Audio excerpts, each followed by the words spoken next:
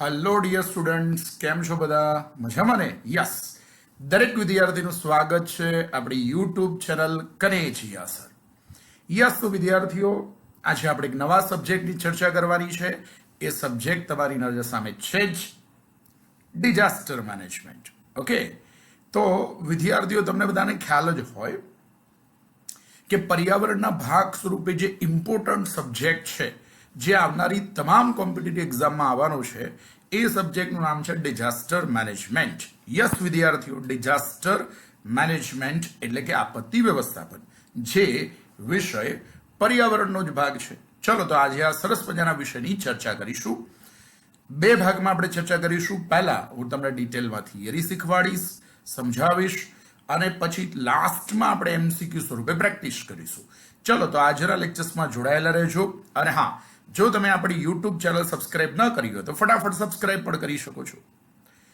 હવે વિદ્યાર્થીઓ, પહેલો જ પ્રશ્ન થાય કે આ ડિઝાસ્ટર શબ્દ છે શું, અથવા તો ડિઝાસ્ટર અને હેઝાર્ડ વચ્ચેનો તફાવત શું છે? તો વિદ્યાર્થીઓ, તૈયાર છો આ બંને ટેકનિકલ શબ્દોને સમજવા માટે? યસ, તો જુઓ, ડિઝાસ્ટર શબ્દ જે છે ને, એમાં એવું હોય કે નુકસાનની માત્રા વધારે હોય. યસ, ડિઝાસ્ટરમાં હંમેશા નુકસાનની માત્રા વધારે હોય છે. યસ, નુકસાનની માત્રા વધારે હોય છે. અને હા, જો નુકસાનની માત્રા વધારે હોય અને ડિઝાસ્ટર જે છે એ સમૂહને અસર કરે છે, સમૂહને અસર કરે છે, સમૂહને અસર કરે છે. યસ, બરાબર, ધ્યાનથી ધ્યાન આપજો. આ બે પેરામીટર ફૂલફિલ થાય તો એને ડિઝાસ્ટર કહેવાય. એક, જેમાં નુકસાનની માત્રા વધારે હોય અને સમૂહને અસર કરે. દાખલા તરીકે તમે સમજી શકો, ભૂકંપ આવે, ઠીક છે? તો અર્થક્વેકમાં શું થાય કે ભૂકંપ આવે. ફોર એક્ઝામ્પલ, અહીંયા આપણે ગુજરાતમાં 26 જાન્યુઆરી 2001ના દિવસે વિનાશક ભૂકંપ આવ્યો હતો. તો એમાં નુકસાનની માત્રા પણ વધારે હતી, એટલે કે ઘણા લોકોના મૃત્યુ થયા હતા, જાનહાની, માલહાની થઈ હતી, અને સમૂહને અસર કરે છે, એટલા માટે એને ડિઝાસ્ટર કહેવાય. ચલો, ડન. ઓકે, હવે આવી જાઓ હેઝાર્ડ. ચલો, what do mean by hazard? તો હેઝાર્ડમાં સિમ્પલ સમજાવું તો હેઝાર્ડમાં કેવું હોય, નુકસાનની માત્રા ઓછી હોય, નુકસાનની માત્રા ઓછી હોય. યસ, આટલું ક્લિયર થયું બધાને? ઓકે, અને એ મોટા ભાગે હેઝાર્ડ છે ને વ્યક્તિગત અસર કરે છે, વ્યક્તિગત રીતે અસર કરે છે.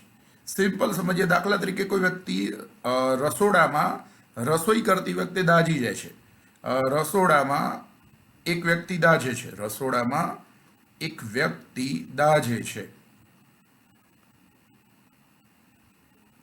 માની લો કે એ રસોઈ બનાવતો હતો, ઠીક છે, અને પુરુષ મહાનુભાવ હતો, ઠીક છે. અને આજકાલ તો હવે પુરુષ મહાનુભાવને પણ રોટલી બનાવવી પડે, તૈયારી રાખવી હો ભાઈ. હા, તો એ પુરુષ મહાનુભાવ રસોઈ ઘરમાં રસોઈ બનાવતો તો, રોટલી બનાવતો તો, એ વખતે સહેજ દાઝી ગયો. તો એ જો સહેજ દાઝે તો એ વ્યક્તિગત રીતે નુકસાન થયું. એટલા માટે એમાં નુકસાનની માત્રા ઓછી હોય અને વ્યક્તિગત રીતે નુકસાન થયું. મતલબ કે એ વખતે રોટલી બનાવતી વખતે સહેજ દાઝે તો એને એવું કહેવાય હેઝાર્ડ થયું. ચલો, પછી એ વખતે તમે એવું ના કહી શકો કે ડિઝાસ્ટર થયો મારી સાથે. ના ના, એને કહેવાય હેઝાર્ડ થયું. પરફેક્ટ. ચલો, તો આટલું ક્લિયર થઈ ગયું હશે હેઝાર્ડ અને ડિઝાસ્ટર વચ્ચેનો તફાવત. ઓકે, હવે જે સરકાર હોય છે, ગવર્મેન્ટ હોય છે, એ ડિઝાસ્ટર મેનેજમેન્ટની જવાબદારી ઉઠાવે, કારણ કે આખા સમૂહને અસર કરતું હોય છે. નુકસાનની માત્રા વધારે હોય એટલે ડિઝાસ્ટર મેનેજમેન્ટની સરકાર જવાબદારી ઉઠાવે. ફોર એક્ઝામ્પલ, ભૂકંપ થાય તો સરકાર ભૂકંપ આવે એના પહેલા, ભૂકંપ દરમિયાન અને ભૂકંપ પછી ત્રણે ત્રણ તબક્કે સરકાર જે છે ડિઝાસ્ટર મેનેજમેન્ટ માટે તૈયાર રહેતી હોય છે. તો એનો મતલબ સરકાર ડિઝાસ્ટર મેનેજમેન્ટની જવાબદારી ઉઠાવે છે. જ્યારે હેઝાર્ડ મેનેજમેન્ટ છે એ તો વ્યક્તિગત રીતે હોય છે, એટલે વ્યક્તિગત રીતે જાતે જોઈ લેવાનું હોય છે. ઓકે, આઈ હોપ સો તમને બધાને ક્લિયર થઈ ગયો હશે ડિઝાસ્ટર અને હેઝાર્ડ વચ્ચેનો તફાવત. તો આવો એક સરસ મજાનો આપણો નવો સબ્જેક્ટ સ્ટાર્ટ થયો છે, ડિઝાસ્ટર મેનેજમેન્ટ, જેને આપણે આપત્તિ વ્યવસ્થાપન કહીએ છીએ. ચલો, તો આપણી યુટ્યુબ ચેનલમાં જોડાયેલા રહેજો, આજના લેક્ચર્સમાં જોડાયેલા રહેજો. ડિટેલમાં આપણે આ થિયરી ભણવાની છે અને આગળ જતા એમસીક્યુ સોલ્વ કરીશું. અને હા, એક બીજી અગત્યની એનાઉન્સમેન્ટ કરી લઉં છું, ખૂબ જ ટૂંકા, મતલબ કે બહુ જ ઓછો સમય લઈશ અને ફટાક લઈને એનાઉન્સમેન્ટ કરી લઉં છું કે આપણી એક એપ્લિકેશન પણ અવેલેબલ છે. આપણે બંને પ્લેટફોર્મ પર ભણીશું. યુટ્યુબ પર તમે ભણી શકો છો અને એપ્લિકેશનમાં પણ ભણી શકો છો. તો આપણી એપ્લિકેશન છે કનેજિયા સર એપ. એમાં વિવિધ કોર્સીસ અવેલેબલ છે. સાયન્સ એન્ડ ટેક વિષયના, એન્વાયરમેન્ટ અને ડિઝાસ્ટર મેનેજમેન્ટના કોમ્બો કોર્સ છે આ 3 સબ્જેક્ટના. અને તમને ખબર જ હશે આવનારી સીસી મેઇન્સ ગ્રુપ એ અને બી ની પરીક્ષામાં બહુ ઇમ્પોર્ટન્ટ છે. બરાબર. તેમાં સાયન્સ એન્ડ ટેક છે, એન્વાયરમેન્ટ છે, ડિઝાસ્ટર મેનેજમેન્ટનો કોમ્બો સબ્જેક્ટનું આપણું કોર્સ અવેલેબલ છે એપ્લિકેશનમાં. એ જ રીતે પીએસઆઈના વિદ્યાર્થી માટે પણ science and tech, environment, disaster મેનેજમેન્ટનો કોર્સ અવેલેબલ છે. અને હા, જે વિદ્યાર્થીઓને એસટીઆઈની પરીક્ષા આપવાની હોય, જીપીએસસીની પરીક્ષા આપવાની હોય, એના માટે પણ સાયન્સ એન્ડ ટેક, એન્વાયરમેન્ટ અને ડિઝાસ્ટર મેનેજમેન્ટનો કોમ્બો કોર્સ અવેલેબલ છે આપણી એપ્લિકેશનમાં. તો એનો લાભ લઈ શકશો. ચલો, એ રીતે કોન્સ્ટેબલ વાળા વિદ્યાર્થી માટે પણ અવેલેબલ છે સાયન્સ એન્ડ ટેક અને એન્વાયરમેન્ટનો કોમ્બો કોર્સ. હવે વિદ્યાર્થીઓ વાત કરીએ છીએ કે આપણી ડિઝાસ્ટર મેનેજમેન્ટ જે છે વિષય જે છે, આપત્તિ વ્યવસ્થાપન વિષય છે એની હિસ્ટ્રી જરા ચેક કરીએ કે એનો ઇતિહાસ કેવો રહ્યો છે, અથવા તો આ ડિઝાસ્ટર મેનેજમેન્ટ વિશેની જરૂરિયાત કેમ ઊભી થઈ હશે, આંતરરાષ્ટ્રીય સ્તરે આ વિષયની કેમ ચર્ચા શરૂ થઈ હશે, એના વિશે વગેરે વગેરે બાબતો પર આપણે ડિટેલમાં સમજીએ. તો જુઓ, તમને બધાને ખબર છે કે આપણા 1993માં, યસ વિદ્યાર્થીઓ, 1993માં આપણા મહારાષ્ટ્ર રાજ્યમાં, યસ વિદ્યાર્થીઓ, મહારાષ્ટ્ર રાજ્યના લાતુર જિલ્લામાં, યસ લાતુર જિલ્લામાં વિનાશક ભૂકંપ આવ્યો હતો. હા, લાતુર જિલ્લો, અને એમાં વિનાશક ભૂકંપ આવ્યો હતો. જબરજસ્ત ભૂકંપ આવ્યો હતો. ક્યારે? તો તમે જોઈ શકો છો 1993. તો આ પણ યાદ રાખજો, 1993. ઓકે, તો બિલકુલ. તો 1993 મહારાષ્ટ્રના લાતુર જિલ્લામાં વિનાશક ભૂકંપ. તો આપણા સ્વતંત્ર ભારતના 2 મોટા ભૂકંપ છે. એક તો મહારાષ્ટ્રના લાતુર જિલ્લાનો 1993નો ભૂકંપ, અને બીજો આપણો ગુજરાત કચ્છનો 2001 વાળો ભૂકંપ. તો ઇન શોર્ટ આ રીતે આપણે ઘણી બધી કુદરતી આપત્તિઓ અને માનવ સર્જિત આપત્તિઓનો સામનો કરવો પડતો હતો. રાષ્ટ્રીય સ્તરે પણ અને આંતરરાષ્ટ્રીય સ્તરે પણ ઘણા બધા દેશો આનો સામનો કરી રહ્યા હતા. મેં એક એક્ઝામ્પલ આપ્યું છે લાતુર વાળું, મહારાષ્ટ્રના લાતુર જિલ્લામાં વિનાશક ભૂકંપ. ઓકે, બીજું એ જ 1993માં શું થયું હતું વિદ્યાર્થીઓ? જો બરાબર ચેક કરજો. એ જ 1993માં આપણું જે મહારાષ્ટ્ર રાજ્ય છે એમાં મુંબઈ સિટીમાં તમને બધાને ખબર છે સિરિયલ બોમ્બ બ્લાસ્ટ થયા હતા. યસ, સિરિયલ બોમ્બ બ્લાસ્ટ થયા હતા. યસ, તો આ એ સિરિયલ બોમ્બ બ્લાસ્ટ જે થયા હતા એ આતંકવાદી હુમલો કહી શકાય. બરાબર ને? આતંકવાદી હુમલો હતો. પરફેક્ટ. આતંકવાદી હુમલો હતો, ઇબ્રાહિમ દાઉદનો હાથ હતો, વગેરે વગેરે આપણે બધું જાણીએ છીએ. તો એ આતંકવાદી હુમલો જે થયો 1993માં જ, સિરિયલ બોમ્બ બ્લાસ્ટ મુંબઈમાં, તો આ એક પ્રકારની માનવ સર્જિત આપત્તિ કહેવાય. યસ, માનવ સર્જિત આપત્તિ કહેવાય. યસ, તો 1993માં આપણા મહારાષ્ટ્ર રાજ્યમાં 2 આપત્તિ થઈ. એક લાતુરમાં ભૂકંપ આવ્યો. હવે લાતુરમાં જે વિનાશક ભૂકંપ આવ્યો એને કુદરતી આપત્તિ કહેવાય, નેચરલ ડિઝાસ્ટર કહેવાય. એને આપણે કુદરતી આપત્તિ તરીકે ઓળખીએ છીએ. જ્યારે મહારાષ્ટ્રના મુંબઈમાં જે સિરિયલ બોમ્બ બ્લાસ્ટ થયો એને આપણે માનવ સર્જિત આપત્તિ તરીકે ઓળખીએ છીએ. ઇન શોર્ટ 1993ના વર્ષમાં ભારતે 2 મોટા ડિઝાસ્ટર ફેસ કર્યા. એક નેચરલ ડિઝાસ્ટર અને બીજું મેનમેડ ડિઝાસ્ટર. અને એ સમયગાળામાં ભારતના જે વડાપ્રધાન હતા 1991થી માંડીને 1996 વચ્ચે, ભારતના જે વડાપ્રધાન હતા, ભારતના વડાપ્રધાન જે હતા એ તમને બધાને ખ્યાલ જ હશે, જે વ્યક્તિ તમારી નજર સામે આવી ગયા છે સ્ક્રીન પર, એમના સમયમાં આ 2 મોટા ડિઝાસ્ટર થયા. અને હા વિદ્યાર્થીઓ, આપણા પ્લેટફોર્મ પર વિઝ્યુઅલ મેમરી દ્વારા હું તમને કન્ટેન્ટ યાદ રખાવીશ. વિઝ્યુઅલ ઇમ્પેક્ટ એટલે ખાલી ઇમેજ હશે અને એમાંથી આખું કન્ટેન્ટ યાદ રખાઈ દઈશ. એવું નહીં કરવામાં આવે કે રેડીમેડ પીપીટી બનાવીને આવવામાં આવશે અને જસ્ટ પીપીટી વાંચી લેવામાં આવશે. એવું નહીં કરવામાં આવે.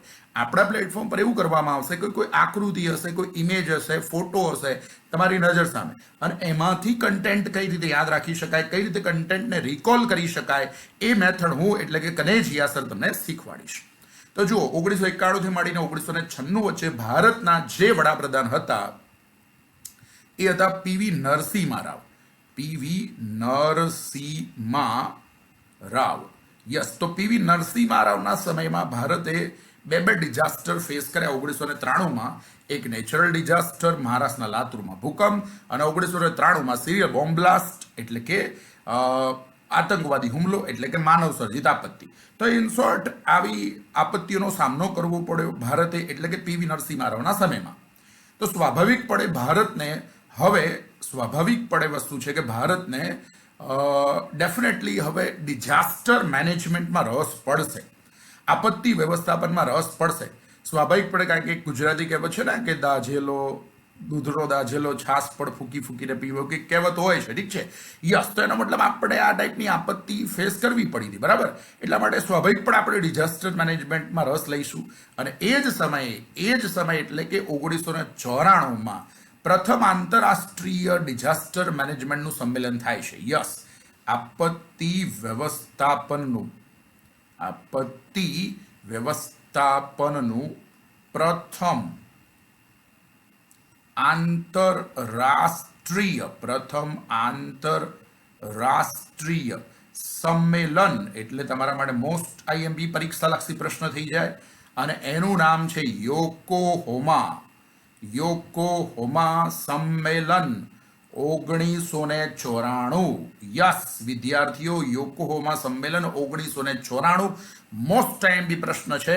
તમારી નજર સામે મેં મેપમાં દેખાડી પણ દીધું છે કે જાપાનનું યોકોહોમા સિટી, ટોક્યો તો બધાએ સાંભળ્યો પણ યાદ રાખજો એ ટોક્યો નથી, એ યોકોહોમા છે. તો યોકોહોમામાં પ્રથમ આંતરરાષ્ટ્રીય સંમેલન થાય છે જે ડિઝાસ્ટર મેનેજમેન્ટનું હોય છે.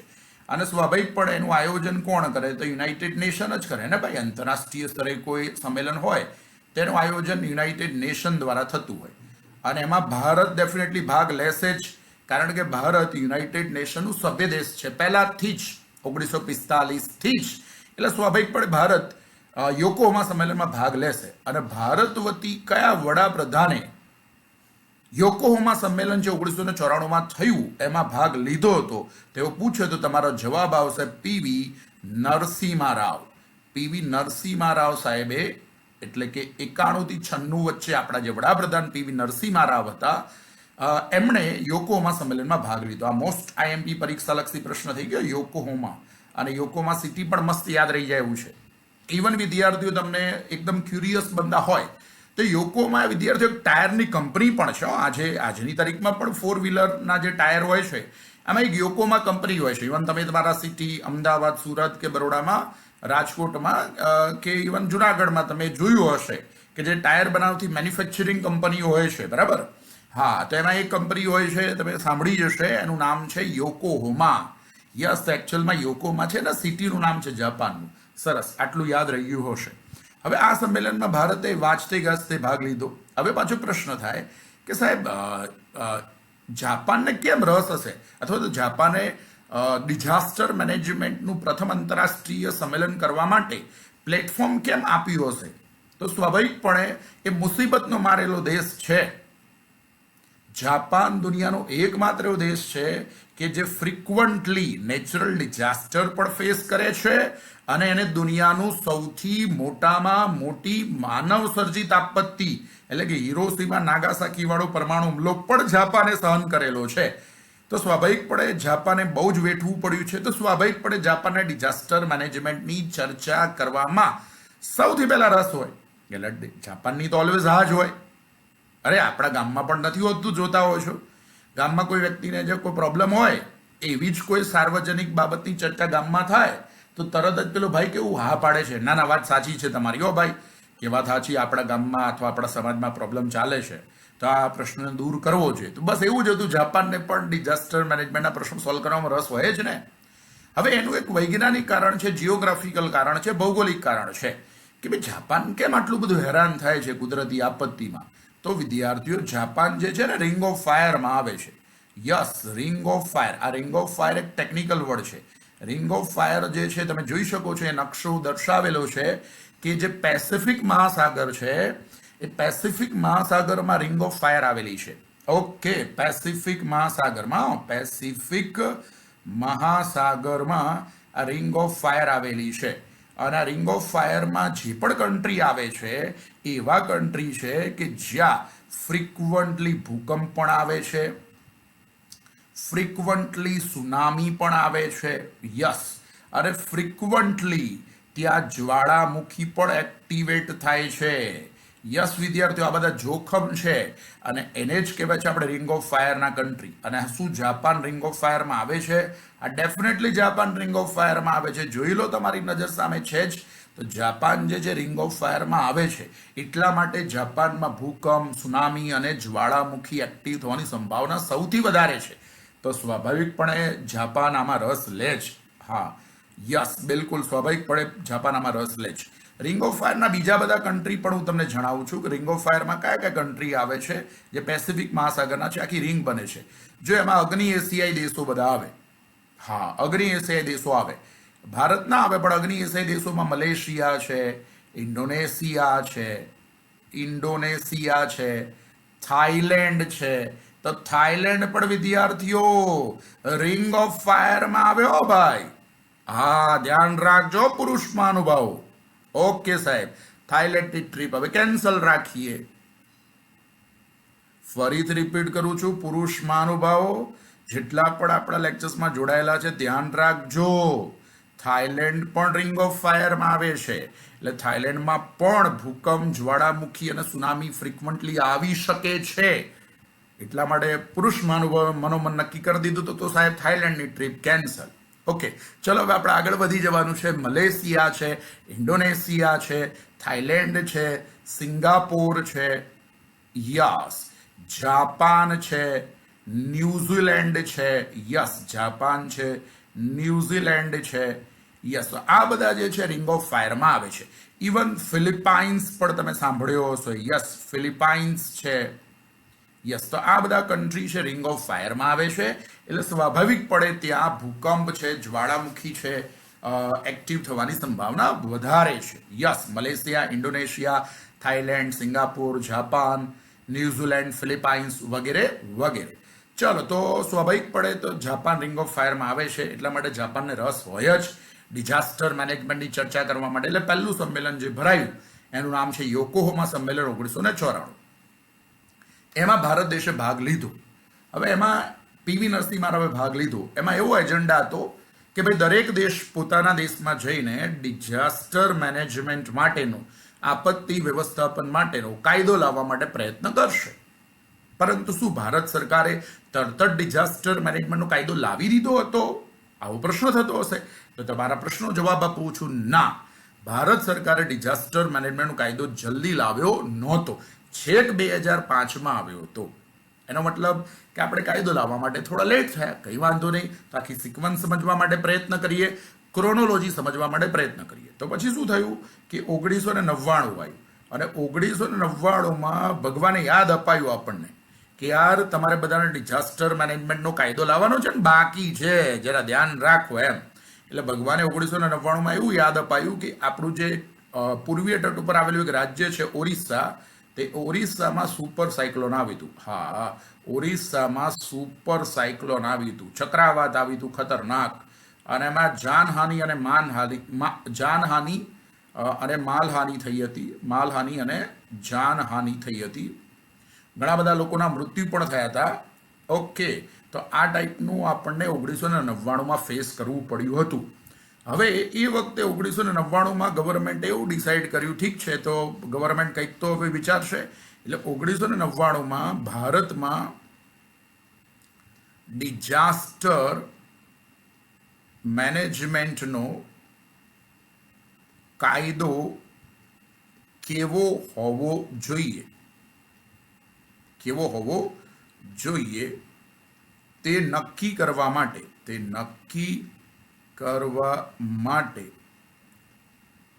ભારત સરકારે 1999માં,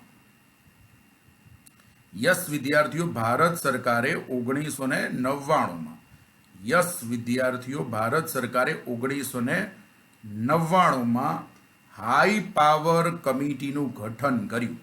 HPC, હાઈ પાવર કમિટીનું ગઠન કર્યું. ચલો, તો ફાઇનલી સરકારે એક એક્શન લીધું કે ભાઈ 1999માં ડિઝાસ્ટર મેનેજમેન્ટનો કાયદો ભારતમાં કેવો હોવો જોઈએ એ નક્કી કરવા માટે એક હાઈ પાવર કમિટીનું ગઠન કર્યું. એનો મતલબ એ ના થાય કે 1999માં જ ડિઝાસ્ટર મેનેજમેન્ટનો ભારત સરકાર કાયદો લાવી દેશે, એવું ના થાય. પહેલા તો કમિટીનું ગઠન કર્યું. કમિટીનું કાર્ય શું છે? કાયદો બનાવવાનો છે? ના. કમિટીમાં બધા એક્સપર્ટ્સ લોકો હોય, એમનું કાર્ય છે રિપોર્ટ સબમિટ કરાવવાનું કે શું ભારતમાં ડિઝાસ્ટર મેનેજમેન્ટના કાયદાની જરૂર છે તો એનું સ્વરૂપ કેવું હોવું જોઈએ, એનો એક રિપોર્ટ સબમિટ કરાવવાની જવાબદારી હોય છે એક કમિટીની. અને કાયદો તો પાર્લામેન્ટ ઘડે ને ભાઈ. હા, તો કમિટીનું ગઠન ફાઇનલી 99માં ભારત સરકારે કરી દીધું. તો ચલો ક્લિયર. પરીક્ષાલક્ષી પ્રશ્ન છે કે ભારતમાં ડિઝાસ્ટર મેનેજમેન્ટનો કાયદો લાવવા માટે જે કમિટીનું ગઠન કરવામાં આવ્યું હતું એ કયા વર્ષમાં કરવામાં આવ્યું હતું? તો તમારો જવાબ આવશે 1999માં. અને બીજો પ્રશ્ન, એ કમિટીનું નામ શું છે? તો તમારો જવાબ આવશે હાઈ પાવર કમિટી. કઈ વાંધો નહીં, આગળ વધી જઈએ. પછી ભારતમાં ડિઝાસ્ટર મેનેજમેન્ટનો હજુ તો કાયદો આવ્યો નહીં, ફરીથી ભારત સરકાર ભૂલી ગઈ. તો કઈ વાંધો નહીં, ભગવાન ફરીથી યાદ કરાવશે. મતલબ કંઈક ના કંઈક કુદરતી આપત્તિ કે માનવ સર્જિત આપત્તિ આવશે એટલે ભગવાન યાદ કપાવશે કે તમારું કામ પેન્ડિંગ છે, ડિઝાસ્ટર મેનેજમેન્ટનો એક્ટ પેન્ડિંગ છે. તો ફાઇનલી ભગવાને ફરીથી આપણને યાદ અપાયું અને એ તારીખે હવે તમે સમજી ગયા છો 26 જાન્યુઆરી 2001ની ખતરનાક તારીખ આવી ગઈ આપણી નજર સામે, કે જેમાં તમને બધાને ખબર હશે કે ગુજરાતમાં વિનાશક ભૂકંપ આવ્યો અને એમાં કચ્છમાં વિનાશક ભૂકંપ આવ્યો. બરાબર. અને કચ્છ જે હતું એ વખતે એપી સેન્ટર હતું. યસ, એ ભૂકંપનું જે એપી સેન્ટર હતું કચ્છ હતું. જબરજસ્ત ભૂકંપ આવ્યો ભાઈ. હવે જ વિદ્યાર્થીઓ, જ્યારે 26 જાન્યુઆરી 2001ના દિવસે જ્યારે કચ્છમાં વિનાશક ભૂકંપ આવ્યો ને, ત્યારે ભારતના જે પીએમ હતા, વડાપ્રધાન હતા, એ અટલજી હતા, મતલબ અટલ બિહારી વાજપેયી. અને એ દિવસે ગુજરાતના જે સીએમ હતા એ તમારી નજર સામે છે કેશુભાઈ પટેલ સાહેબ. યસ, કેશુભાઈ પટેલ સાહેબ એ વખતે સીએમ હતા. યાદ રાખજો, જ્યારે ભૂકંપ આવ્યો 26 જાન્યુઆરી 2001ના દિવસે, ત્યારે નરેન્દ્રભાઈ મોદી મુખ્યમંત્રી નહોતા ગુજરાતના ભાઈ. એ વખતે કેશુભાઈ પટેલ સીએમ હતા. અને એ દિવસે કચ્છના ડિસ્ટ્રિક્ટ મેજિસ્ટ્રેટ જે હતા, એટલે કે કલેક્ટર સાહેબ જે હતા કચ્છ જિલ્લાના, ખાસ કરીને કચ્છ જિલ્લાના, એ પ્રદીપ શર્મા સાહેબ હતા. યસ, તો આ 3 અગત્યના વ્યક્તિ થયા હો ભાઈ 26 જાન્યુઆરી 2001 માટે. PM Atalji, CM Keshubhai Patel, district magistrate કચ્છના પ્રદીપ શર્મા. યાદ રાખજો, ભૂકંપના દિવસે કેશુભાઈ પટેલ સીએમ હતા ગુજરાતના, મોદી સાહેબ નહોતા. તો હવે પ્રશ્ન થાય કે શું તો સાહેબ આ ફોટોઝમાં મોદી સાહેબ બતાવ્યા, જેનો મતલબ સમજણ નથી પડતી. તો સમજાવો કે ભૂકંપ આવ્યો ને વિદ્યાર્થીઓ, એ દિવસે તો સીએમ કેશુભાઈ પટેલ જ હતા, પણ મોદી સાહેબ એ વખતે મુખ્યમંત્રી નહોતા, પણ કેન્દ્રમાં દિલ્હીમાં રાજકીય પક્ષ એટલે કે બીજેપીની ઘણી બધી જવાબદારી નિભાવી રહ્યા હતા, પણ એ સીએમ નહોતા. પણ એ તાબડતોબ ગુજરાત દોડી આવ્યા હતા મોદી સાહેબ. ઠીક છે. અને તમે જોઈ શકો છો કે આ સ્કૂટર ઉપર બેહીને આવ્યા છે. આ જો પેલા આગળનો ચશ્માવાળો ભાઈ જે સ્કૂટર ચલાવી રહ્યો છે, હવે સ્કૂટરમાં બેહીને આવ્યા છે એનો મતલબ શું થયો? સીએમ નથી, એ તેમના ભાઈબંધનું સ્કૂટર છે અને એમાં બેહીને તાબડતોડ દોડી આવ્યા. ઠીક છે. યસ, અને કચ્છમાં કામે લાગી ગયા કે હવે ચિંતા ના કરો, હું આવી ગયો છું. અને પછી તો શું થયું કે કેશુભાઈ પટેલ સાહેબની સરકાર હલી જાય છે અને કેશુભાઈ પટેલની જગ્યાએ તમે બધાને ખ્યાલ જ હશે કે ઓક્ટોબર 2001ના દિવસે ગુજરાતના જે નવા સીએમ બને છે એ છે નરેન્દ્રભાઈ દામોદરદાસ મોદી. નરેન્દ્રભાઈ દામોદરદાસ મોદી. પછી તો રેસ્ટ ઇઝ હિસ્ટ્રી. પછી તો કશું કહેવાનું આવતું જ નથી. આમ નરેન્દ્રભાઈ સાહેબ જે છે અત્યારે તો ક્યાંય સુધી આગળ વધી ગયા. પછી ઠીક છે. ચલો, ઓક્ટોબર 2001ના દિવસે પછી ગુજરાતને નવા સીએમ મળ્યા નરેન્દ્રભાઈ મોદી સ્વરૂપે. અને કોઈક ના કોઈક કારણસર કેશુભાઈ પટેલની સરકારે રાજીનામું મૂકવું પડ્યું હતું. એમના પર દબાણ ક્રિએટ કરવામાં આવે તો વોટ એવર જે પણ રીઝન હોય, પણ કેશુભાઈ પટેલ સરકારે રાજીનામું મૂક્યું અને એની જગ્યાએ નવા સીએમ જે આવે છે નરેન્દ્રભાઈ મોદી સાહેબ આવે છે. ઠીક છે.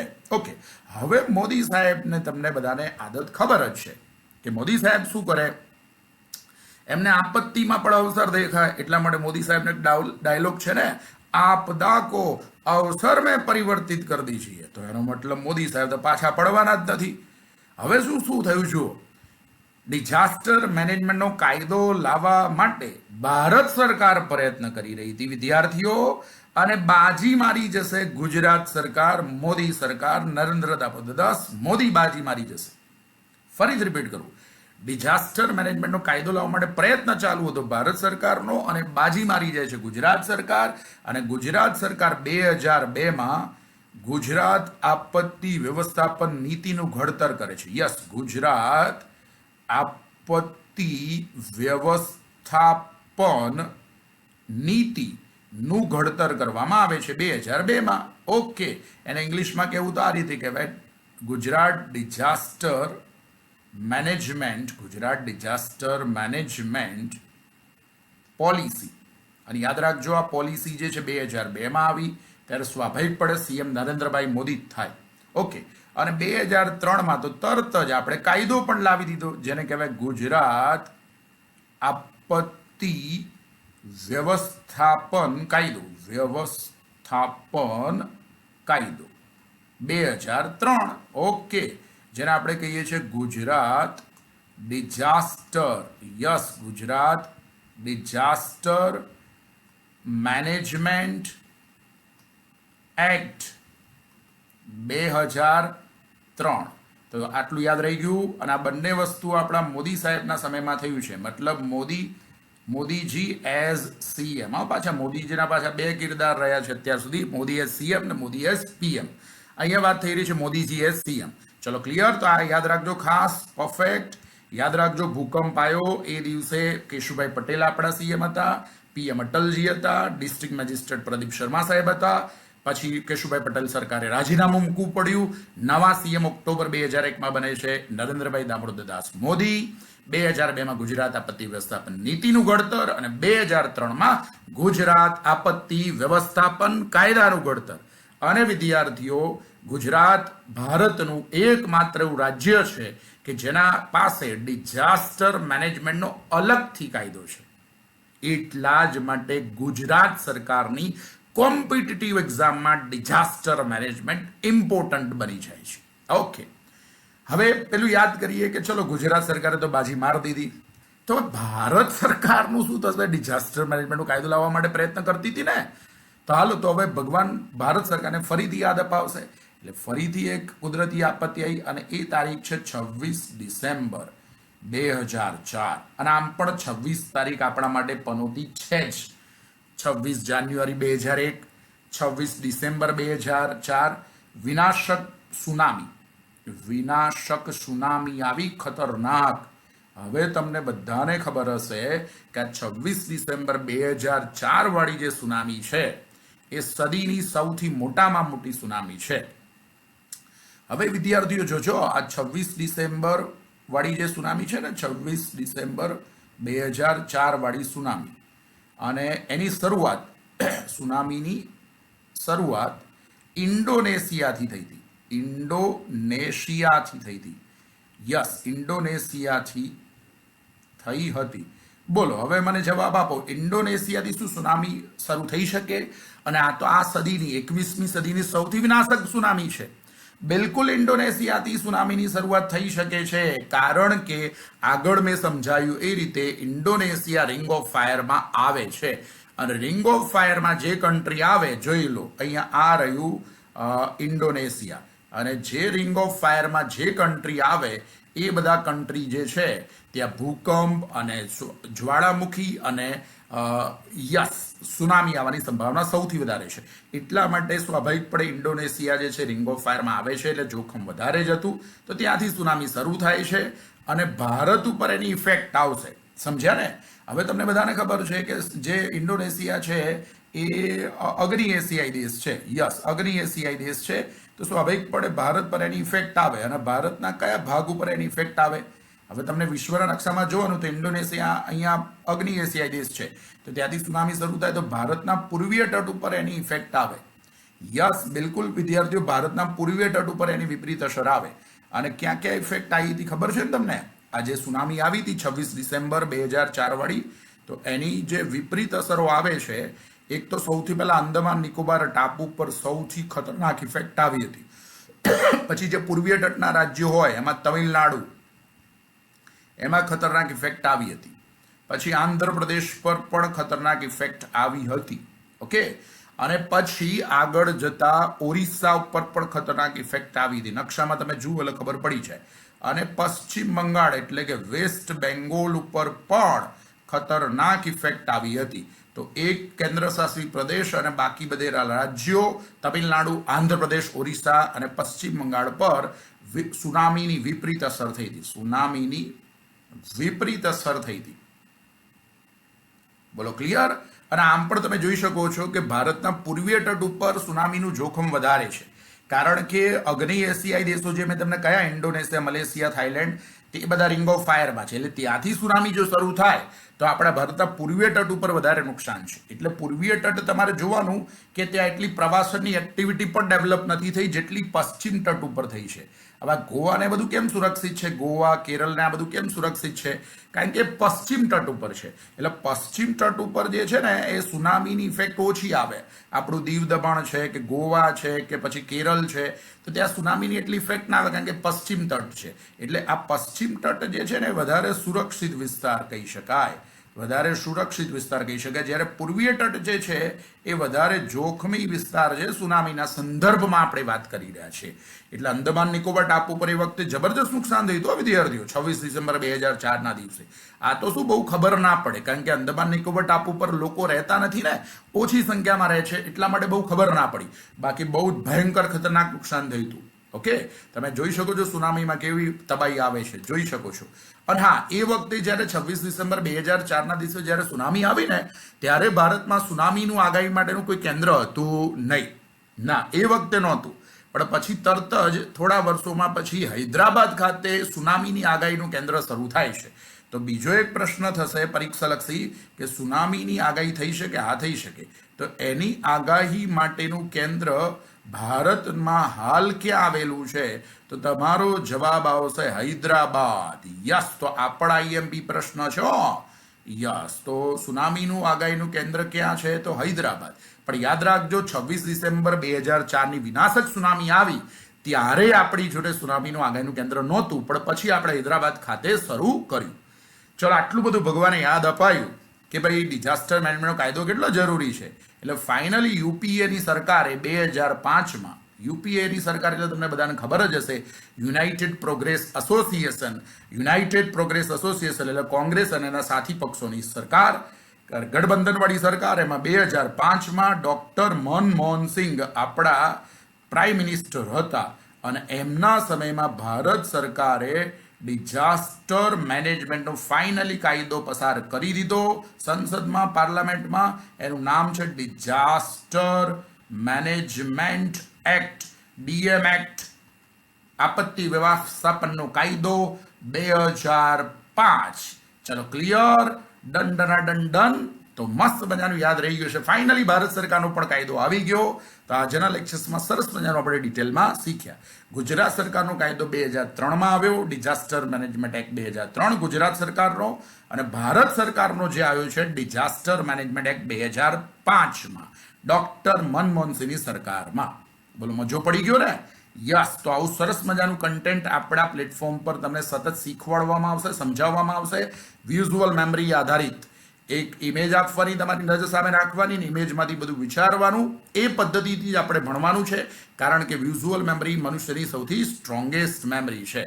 અને હા, જે પણ વિદ્યાર્થીઓને કોર્સ સબસ્ક્રાઇબ કરવા, તો ફટાફટ આપણા કોન્સ્ટેબલ, જીપીએસસી, પીએસઆઈ અને સીસી મેઇન્સ જે નજીકમાં આવનારી છે એ બધા માટે અવેલેબલ છે. પર્યાવરણ, આપત્તિ વ્યવસ્થાપન અને સાયન્સ એન્ડ ટેક વિષયનો સમાવેશ થઈ જશે. ચલો, મજો પડી ગયો? તો આ રીતે આપણે કન્સેપ્ટ સાથે શીખવાનું છે, સમજવાનું છે. મજા આવી હશે. આજના લેક્ચર્સમાં એક એમસીક્યુ સ્વરૂપે પ્રેક્ટિસ કરી દઈએ. હાલો, આટલું બધું શીખ્યા છે તો ચલો છેલ્લે એક એમસીક્યુ થઈ જાય. તમારી નજર સામે છે જ એમસીક્યુ, તો આપણે અજમાઈશ કરી લઈએ. તો રિંગ ઓફ ફાયર જે છે એના સંદર્ભમાં કયું અથવા કયા વિધાનો સત્ય છે? તો પહેલું વિધાન, જાપાન રિંગ ઓફ ફાયરના વિસ્તારમાં આવે છે. બિલકુલ આવે છે. મેં તમને દેખાડી જતી આખી રિંગ બને છે પેસિફિક ઓશનમાં, એમાં જાપાન હોય છે. તો જાપાન રિંગ ઓફ ફાયરના વિસ્તારમાં આવે છે, વાત સાચી. તો રિંગ ઓફ ફાયરના વિસ્તારમાં ભૂકંપ, સુનામી અને જ્વાળામુખી જેવી કુદરતી આપત્તિ વધુ માત્રામાં આવે છે. બિલકુલ આવે છે. ફ્રિકવન્ટલી ત્યાં ભૂકંપ, સુનામી અને જ્વાળામુખી આવે છે. તેનો મતલબ બંને વિધાનો સાચા છે. 1 અને 2 બંને વિધાનો સાચા છે. એટલે ફાઇનલી તમારો આન્સર જે છે અહીંયા સી આવશે. 1 અને 2 બંને વિધાનો સાચા છે. તો આવું થિયરી સમજેલી હોય તો તમારા માટે એમસીક્યુ સોલ્વ કરવા રમત વસ્તુ છે, એટલા માટે પહેલા થિયરી સમજો, પછી એમસીક્યુ સોલ્વ કરો, પછી પરીક્ષા પાસ કરો અને તમારી મનપસંદ સરકારી જોબ મેળવી લો. ચલો તો આપણા પ્લેટફોર્મ પર સતત શીખતા રહીશું, સમજતા રહીશું. જો તમે યુટ્યુબ ચેનલને સબસ્ક્રાઇબ ન કરી હોય તો ફટાફટ સબસ્ક્રાઇબ કરી શકો છો. આજનો લેક્ચર કેવો લાગ્યો એના વિશે તમે ફીડબેક પણ કોમેન્ટમાં આપી શકો છો, લાઈક પણ કરી શકો છો. ચલો આટલું રાખીએ છીએ. ફરીથી મળીશું વધારે ઉર્જા અને એનર્જી સાથે. ત્યાં સુધી મને રજા આપો. જય શ્રી કૃષ્ણ, જય દ્વારકાધીશ, જય માતાજી.